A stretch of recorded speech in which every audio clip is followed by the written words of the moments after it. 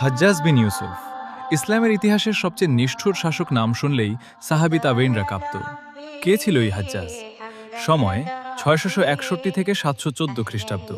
পদ Iraq, Iran ও খোরাসানের খ্রিস্টাব্দ। পদ ইরাক, ইরান ও খোরাসানের শাসক ছিলেন তিনি বাদশাহ আব্দুল মালিক বিন মারওয়ান। সে ছিল কোরআনের হাফেজ, ফসিহ বক্তা, কিন্তু কলব পাথরের মতো শক্ত। তার চারটা ভয়ঙ্কর জুলুম। প্রথম জুলুম, রক্তের বন্যা।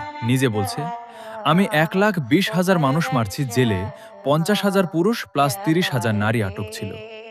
দ্বিতীয় জুলুম, কাবা শরীফে হামলা। আব্দুল্লাহ বিন জুবাইর রাদিয়াল্লাহু আনহু মক্কায় ছিলেন। হাজ্জাজ পাথর আগুনের গোলা দিয়ে কাবা ভাঙছে। কাবার গিলাফে আগুন লেগে গেছিল।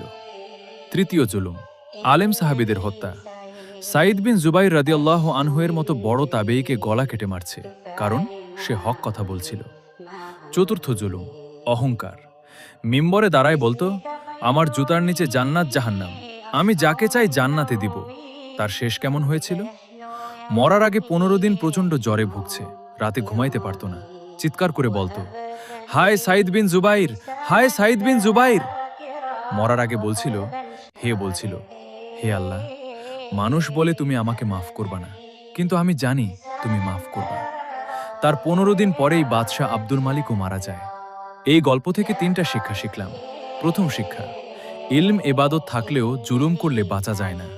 সে হাফেজ ছিল, নামাজি ছিল, কিন্তু মানুষের হক নষ্ট করছে। দ্বিতীয় শিক্ষা, আলেমের রক্ত অনেক দামি। একজন সাইদ বিন জুবাইরের অভিশাপে তার ঘুম হারাম হয়ে গেছিল। তৃতীয় শিক্ষা, জালেমের শেষ খারাপই হয়, দুনিয়াতেও লাঞ্ছনা, আখিরাতেও হিসাব।